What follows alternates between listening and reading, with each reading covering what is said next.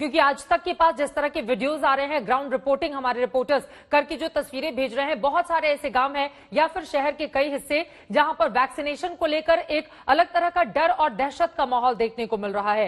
लोग डर रहे हैं कि वैक्सीन लेने की वजह से कहीं ऐसा ना हो उनकी जान चली जाए। इसी वजह से वैक्सीनेशन बहुत जरूरी है, जिस पर खासा जोर देते हुए डॉक्टर त्रेहन नजर आ रहे हैं। सर, मेरा अगला सवाल इसी से जुड़ा हुआ, जो बातें आप बता रहे थे उसी को आगे बढ़ाते हुए, कोरोना के बाद जैसा कि आपने भी जिक्र किया कि दिल की गंभीर समस्याएं सामने आ रही हैं, हार्ट अटैक का खतरा बना हुआ है ज्यादातर यंग लोगों में, उससे बचने के लिए क्या उपाय किए जा सकते हैं?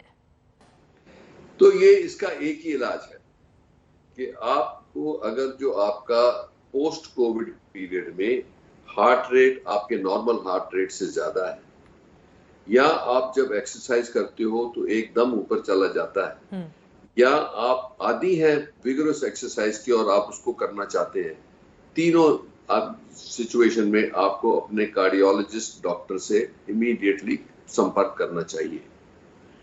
क्योंकि ये देखा गया है कि वायरस जब लगता है किसी को तो वो सारी बॉडी को करता है और हार्ट मसल को भी करता है। तो हार्ट मसल अगर जो इरिटेबल हो जाए तो इरेगुलर हार्ट बीट से सडनली हार्ट कोलैप्स हो सकता है। अगर जो वो इन्फेक्शन और सिवियर हो, जिसको हम मायोकार्डाइटिस कहते हैं, जिसको inflammation of the heart muscle कहते हैं, तो एकदम जो नॉर्मल पंपिंग हार्ट की होती है वो 65% ऐसे ऐसे करता है, वो 20-25% रह जाती है और उन लोगों को हार्ट फेलियर में डालने में या उन कोलैप्स होने में बहुत खतरा रहता है। तो ये हमें पता होना चाहिए कि जितनी सिवियरिटी से पेशेंट है उसी तरीके से उसका पूरा ख्याल रखा जाए। पर जो जिनको खतरा सबसे ज्यादा वो होता है जिनको पता ही नहीं कि उनको प्रॉब्लम है जी। तो वो यंग लोग हैं जो आदी हैं जिमिंग के, जो एक्सरसाइज के, अगर जो उनको पता ही नहीं कि मेरे को थोड़ा सा इरिटेशन हो सकता है मेरे हार्ट में, तो वो अगर जो एक्सेसिव एक्सरसाइज करेंगे तो उनमें से कुछ लोगों को इरेगुलर हार्ट बीट होगी, जिसको हम अरिथमिया कहते हैं, और उससे कोलैप्स भी हो सकता है।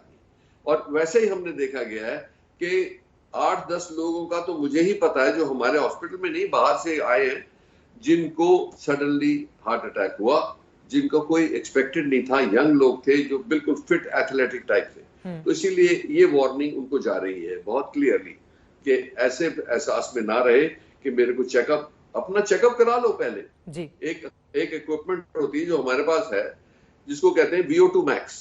VO2 max से पता लग जाता है कि जब आप एक्सरसाइज करते हैं, जब आपकी ऑक्सीजन एक्सट्रैक्शन होती है, कोई लंग्स और हार्ट में मिसमैच तो नहीं है, जब हार्ट रेट बढ़ता है तो इरेगुलर तो नहीं बीट करने लगता, अगर जो ये सब बातें उससे पता लग जाती है। दूसरी है जिनको ऑलरेडी हार्ट डिजीज है जी, जिनको स्टेंट लगे हुए हैं, बाईपास हुए हैं या हार्ट अटैक हुए हुए, उनको तो और भी केयरफुल रहना है, उनको बहुत चौकन्ना रहना है, क्योंकि इससे टेंडेंसी ब्लड क्लॉटिंग की भी हो जाती है बिल्कुल। और इसीलिए अगर जो किसी को पहले एग्जिस्टिंग है तो उसको हार्ट अटैक हुआ तो कोलैप्स हो सकता है।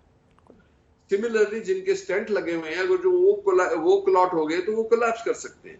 इसीलिए ये बहुत जरूरी है कि अपनी हिस्ट्री को समझते हुए अपने कार्डियोलॉजिस्ट से बात जरूर करें कि मेरे को ये हिस्ट्री है, मैं ये करना चाहता हूं, मेरे लिए क्या सेफ्टी है। क्योंकि हमारे पास एकोकार्डियोग्राफी है, थैलियम स्कैन है, CT स्कैन है, MRI है, एंजियोग्राफी है, 5 मोडालिटीज हैं जिससे हम किसी पेशेंट की पूरी सेफ्टी एस्टैब्लिश कर सकते हैं बिल्कुल।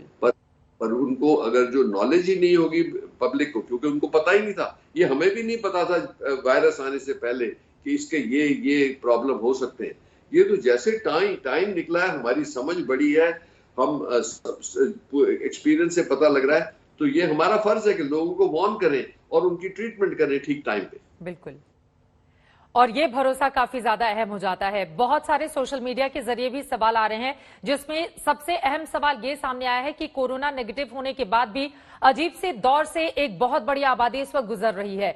लोगों के भीतर डर और घबराहट देखने को मिल रही है, उसको काबू में कैसे किया जाए? क्योंकि थोड़ा सा बुखार होने पर लोग डर जा रहे हैं, या अगर उनके सीने में दर्द होने लगता है, हार्ट में किसी भी तरह की प्रॉब्लम है, तो वो उनमें बेचैनी भर देती है।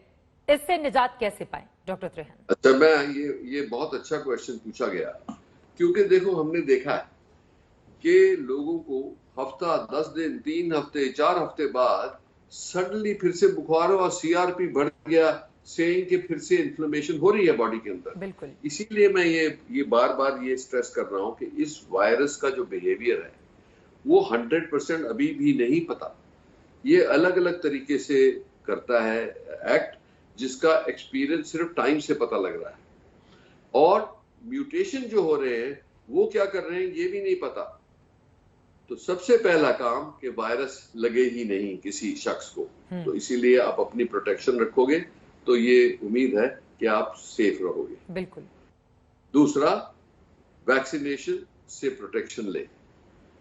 अगर जो लापरवाही करोगे तो बहुत हावी पड़ सकता है, क्योंकि जो ही बातें हम कर रहे हैं आज, इसका किसी को पता नहीं कि और क्या होगा, ये म्यूटेशन क्या होंगे और वो क्या हमारी बॉडी को करेंगे, ये कितनी तादाद में करेंगे। इसीलिए बिल्कुल चौकन्ना रहना है। आपको ये मैं एक और आंकड़ा बता दूं कि दुनिया में आप अगर जो स्पेनिश फ्लू की भी बात करेंगे तो पहली वेव और दूसरी वेव में 32 हफ्ते का गैप था जी। जो अभी अमेरिका में या यूरोप में जो वेव्स आई हैं उनका भी वो 30 और 35 हफ्ते के बीच का गैप था। अब वो अगला वेव भी जो है उसको एक्सपेक्ट हम करते हैं कि कहीं वो 30-35 के बीच में आएगी। अगर जो हमने दिन के 50 लाख हमने ये शॉट्स लगाए हैं वैक्सीन के, 50,000 वैक्सीन नहीं है, अगर जो दिन में 50 लाख सारी इंडिया को मिला के, तो जो ये थर्ड वेव आएगी उसको हम 25% कम कर देंगे।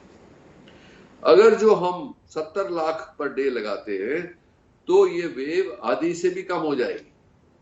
और अगर जो हम 90 लाख पर डे तक पहुंच गए किसी ये सारी वैक्सीन की अवेलेबिलिटी से जी, तो ये वेव जो है ये 10-20% पे रह जाएगी। तो इसका मतलब ये है कि हमारी जो सेफ्टी है, जो सेवियर है लॉन्ग टर्म के लिए, वो सिर्फ वैक्सीन है। और वो वैक्सीन में ना हेजिटेंसी देनी है, और जितनी जल्दी से जल्दी हमारी वैक्सीन बननी और शुरू हो जाए और तादाद बढ़ जाए, क्योंकि हमारे पास मेडिकल फैसिलिटीज तो हैं 1 करोड़ पर डे लगाने की, वो भी लगा सकते हैं, उससे ज्यादा भी रैंप अप कर सकते हैं। पर वैक्सीन की जब जैसी सप्लाई आएगी ये प्रॉब्लम भी सॉल्व होगा।